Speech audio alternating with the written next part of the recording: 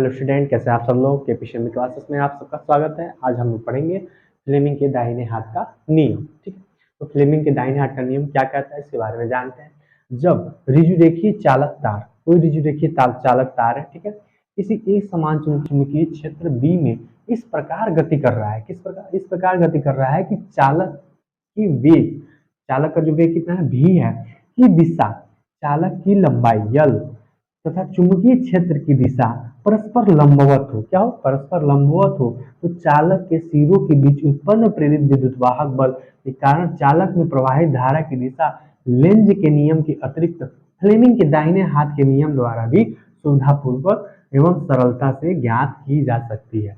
ठीक है, इस नियम के अनुसार क्या होता है, फोर फिंगर, अब सभी हम अपने दाहिने हाथ की तीनों पहले तीनों उंगलियों को क्या करें, एक दूसरे के लंबवत लाएं। कुछ इस प्रकार हम लाएं, एक दूसरे के लंबवत, तीनों उंगलियां क्या है, एक दूसरे के लंबवत हो। क्या हो? एक दूसरे के लंबवत हो।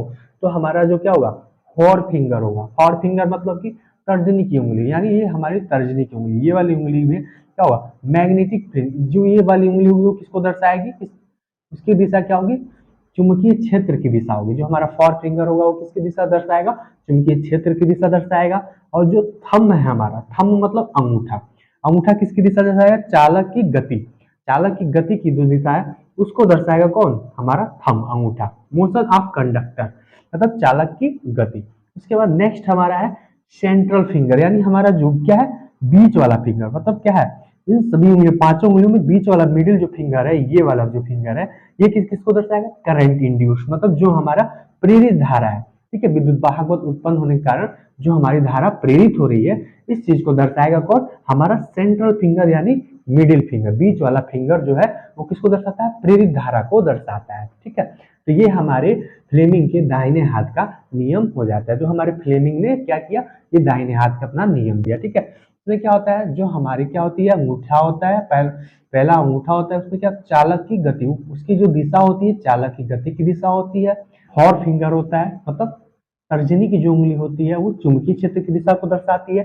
तथा जो मिडिल फिंगर होता है वो क्या करता है, प्रेरित धारा की दिशा को दर्शाता है। ठीक है, ये हमारी शुरुआत की तीनों उंगलियां जो है, जब उनको हम तीनों को लंबवत रूप से क्या करते हैं, एक दूसरे के लंबवत रखते हैं, तो जो हमारी क्या, अंगूठे की जो उंगली, अंगूठे वाली उंगली है, वो क्या है, चालक की गति को दर्शाता है। उसकी दिशा है क्या है, वो चालक की गति को। और जो चुंबकीय क्षेत्र, यानी जो हमारी ये क्या है, तर्जनी की जो उंगली है, ठीक है, वो क्या कर रही है, चुंबकीय क्षेत्र की दिशा को दर्शा रही है। और जो हमारा मिडिल फिंगर है वो प्रेरित धारा की दिशा को दर्शा रहा है। यही हमारे क्या है, फ्लेमिंग के दाहिने हाथ का नियम है।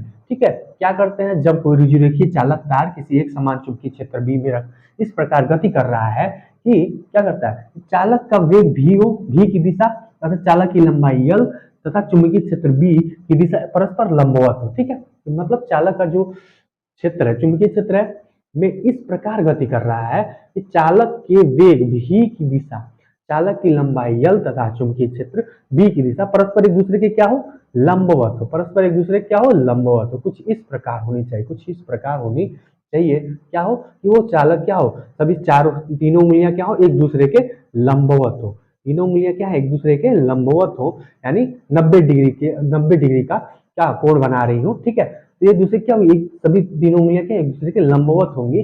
तथा जो हमारी क्या, अंगूठे की जो उंगली है चालक की गति को दर्शाएगा, तथा जो चुंबकीय, ये हमारा जो तर्जनी उंगली है वो चुंबकीय क्षेत्र को दर्शाएगा, तथा जो हमारा मिडिल फिंगर है ये हमारे प्रेरित धारा को दर्शाएगा। यही हमारे फ्लेमिंग के दाहिने हाथ का नियम है। यहाँ हमारा वीडियो यहाँ पे समाप्त होता है। आपको वीडियो अच्छा लगा हो तो हमारे चैनल को लाइक एंड सब्सक्राइब जरूर करें। धन्यवाद दोस्तों।